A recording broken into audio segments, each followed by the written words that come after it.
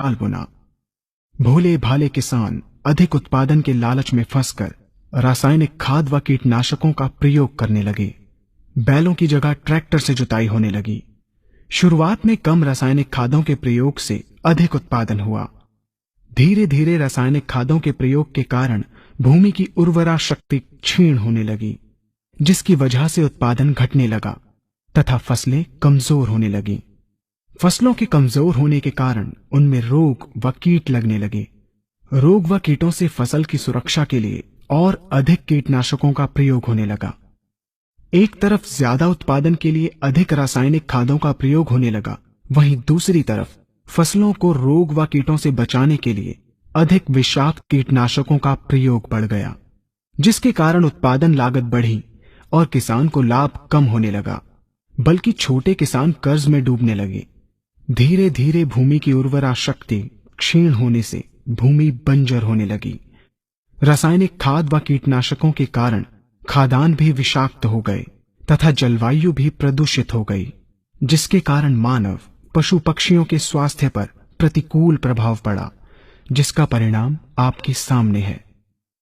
मानव स्वास्थ्य पर रासायनिक खादों के पड़ने वाले प्रभाव को आप ऐसे समझें। जब किसान फसल में रासायनिक खाद डालता है तो रासायनिक खाद में उपस्थित विषाक्त रसायन जल में घुलकर सबसे पहले जल को प्रदूषित कर भूमि के अंदर उपस्थित केचुए व सूक्ष्म जीवाणुओं को मार देता है। ये बात सभी किसान अच्छी तरह से जानते हैं कि केचुए व अन्य सूक्ष्म जीवाणु भूमि की उर्वरा शक्ति को बढ़ाने के लिए अति आवश्यक होते हैं। विषाक्त रसायन के कारण इनकी मृत्यु हो जाने से भूमि की उर्वरा शक्ति नष्ट हो जाती है तथा भूमि कठोर होकर बंजर होने लगती है। रासायनिक खादों के विषाक्त रसायन पानी के माध्यम से अन्य खनिजों के साथ फसल के अंदर पहुंचकर फसलों को विषाक्त बना देते हैं। बाद में जब खाद्यान्न के रूप में मनुष्य या अन्य पशु इन्हें खाते हैं तो ये विषाक्त रसायन मानव स्वास्थ्य पर बहुत ही बुरा प्रभाव डालते हैं तथा मनुष्य के अंदर तरह तरह के रोग उत्पन्न करते हैं। जब हम जैविक खाद का प्रयोग भूमि पर करते हैं तो जैविक खाद पानी में मिलकर पानी को प्रदूषित नहीं करती।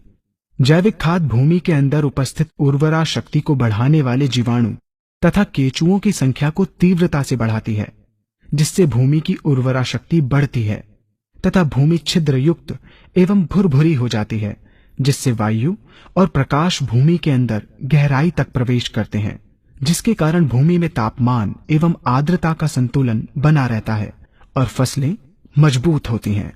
जैविक खाद में विद्यमान तत्व खाद्यान्न के माध्यम से मानव व पशु पक्षियों के शरीर में पहुंचकर स्वास्थ्य लाभ पहुंचाते हैं। जैविक खादों के प्रयोग से फसलें अच्छी और मजबूत होती हैं, जिसके कारण उन पर रोगों एवं कीटों का ज्यादा प्रभाव नहीं पड़ता।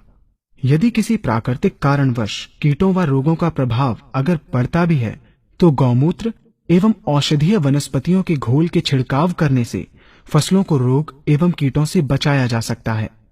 गौमूत्र एवं अन्य प्राकृतिक औषधियों के मिश्रण के छिड़काव से फसलों का कम लागत में बचाव हो जाता है तथा वातावरण पर भी कोई दुष्प्रभाव नहीं पड़ता। यहाँ हम आपको तालिकाबद्ध तरीके से दोनों